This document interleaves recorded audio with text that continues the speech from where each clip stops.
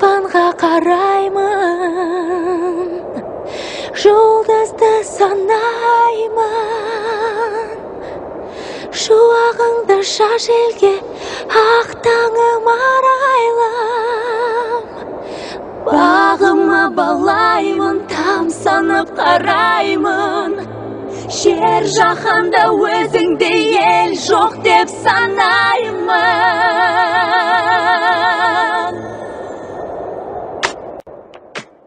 Я очень простой человек по натуре своей. Если я дружу, верю или люблю, я это делаю до конца.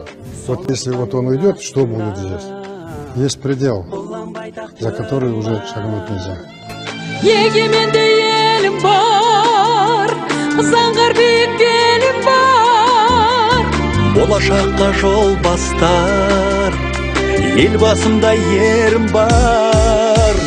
Аспанға қараймын, жұлдызды санаймын, шуағыңды шаш елге, ақ таңым арайлым. Бағыма балаймын, тамсанып қараймын, жер жаһанда өзіңдей ел жоқ деп санаймын. Аспанға қараймын, жұлдызды санаймын, шуағыңды шаш елге, ақ таңым арайлым. Бағыма балаймын, тамсанып қараймын, жер жаһанда өзіңдей ел жоқ деп санаймын.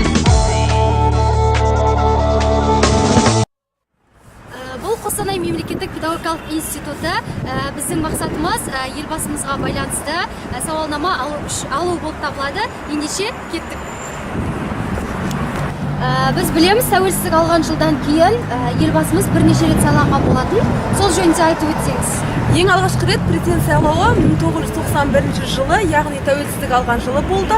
Сосын 1999 жылы және 2005 жылы, 2010 жылдары өтті және ең соңғы рет биыл 2015 жылы президент сайлауы болды. Сіз елбасымызға арналған ақын жазушыларымыздың өлеңдерін білесіз бе? Солардан бір-екі шумақ келтіріп өтсеңіз. Әрине білемін, ол барлық қазақстандықтардың міндеті деп ойлаймын. Осы орайда пайдалана отырып, мен өз өлең жолдарымды елбасыға арнасам деймін. Елбасыға арнау. Жалындаған жас ұрпақпыз қолдаймыз, елімізді, жерімізді қорғаймыз. Ертең үшін көкте ұшқан қалықтай биіктерге талаптанып самғаймыз. Қазақ елім, мақтанышым елбасым, сүрте білген қиындықта көз жасын. Аман болсын елбасымыз мәңгілік, шаршамасын, елі үшін талмасын. Жарайсыз, рахмет. Елбасымыз осы жылы өзінің 100 нақты қадамын жариялаған болатын. Сол 100 нақты қадамның мақсат жөнінде айтып өтсеңіз. Елбасымыздың 100 нақты қадам бағдарламасының жобасымен осы елбасымыз жариялаған кезінде біз мақсаттарымен танысқан болатынбыз. Енді ақпарат құралдарынан, жалпы теледидардан, ақпарат құралдарынан біз танысқан болатынбыз. Осы сіз сұраған сұрақ бойынша мақсатын айтатын болсам, ол ең алдымен тұрақтылық. Еліміздің өсіп өркендеуіне тездеткіш ретінде себепкер, яғни ол халықтың мәдени-рухани дамуы. Рахмет. Біз білеміз, елбасымыз көптеген әндердің сөзін жазған болатын. Сол әндерді айтып өтсеңіз. Әрине білемін. Ол әндердің қатарына Елім менің, жерім менің әні және Шұбарат, Музарт тобының орындаудағы Үш қоңыр әні. Елбасымыз 1991 жылғы қиын кезеңдерден өту үшін өзіндік жобаларын ұсынған болатын. Сол жобаларды айтып өтсеңіз. Ол Қазақстан халқының ассамблеясының құрылуы, нұрлы жол және де мәңгілік ел және Қазақстан 2050. Тамаша, рахмет.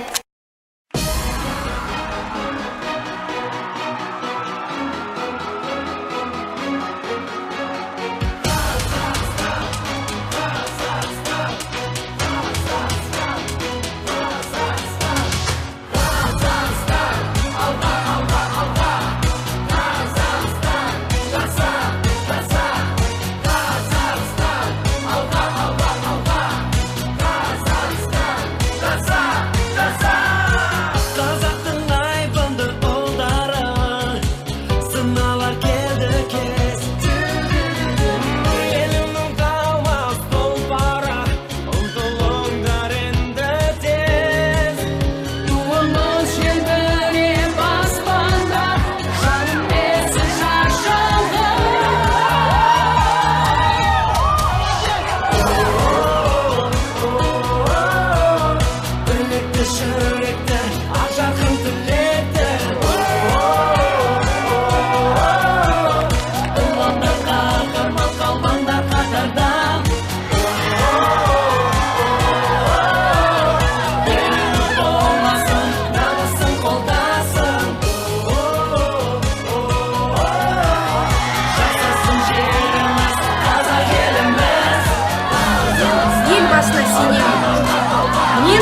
елбасына сенемін.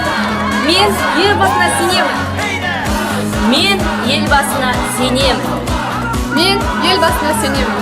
Мен елбасына сенемін. Мен елбасына сенемін. Мен елбасына сенемін.